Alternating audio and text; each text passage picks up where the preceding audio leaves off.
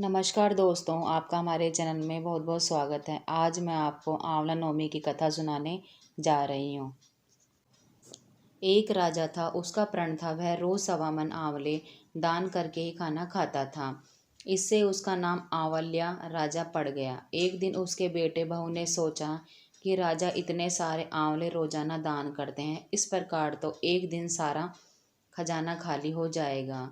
इसलिए बेटे ने राजा से कहा कि उसे इस तरह दान करना बंद कर देना चाहिए।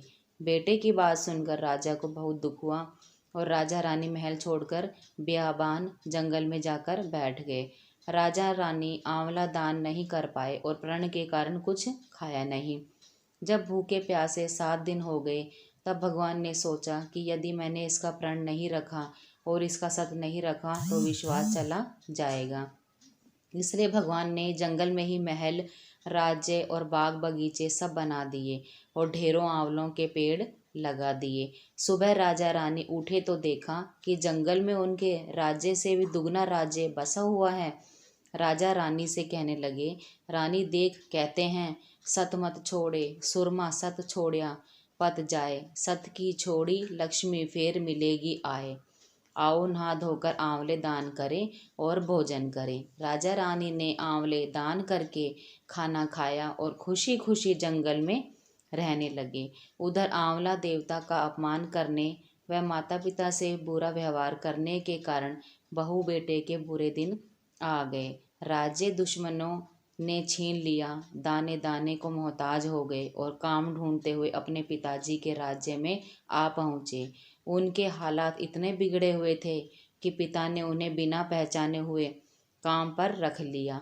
बेटे बहू सोच भी नहीं सकते कि उनके माता पिता इतने बड़े राज्य के मालिक भी हो सकते हैं, सो उन्होंने भी अपने माता पिता को नहीं पहचाना। एक दिन बहू ने सास के बाल गूंथते समय उनकी पीठ पर मस्सा देखा। उसे यह सोचकर रोना आने लगा कि ऐसा मस्सा मेरी सास के भी था। हमने ये सोचकर उन्हें आंवले दान करने से रोका था कि हमारा धन नष्ट हो जाएगा। आज वे लोग ना जाने कहाँ होंगे। यह सोचकर बहू को रोना आने लगा और आंसू टपक टपक कर सास की पीठ पर गिरने लगे। रानी ने तुरंत पलटकर देखा और पूछा कि तू क्यों रो रही है।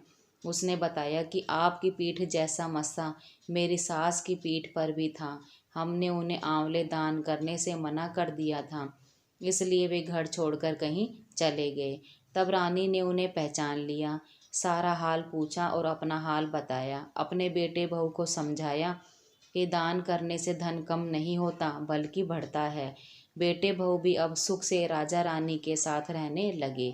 हे भगवान, जैसा राजा रानी को सत रखा वैसा सबका रखना। कहते सुनते हुकारा भरते, सारे परिवार को सुख देना। आपको हमारी यह वीडियो कैसी लगी कमेंट में ज़रूर बताएं। वीडियो को सब्सक्राइब करें, लाइक करें, शेयर करें।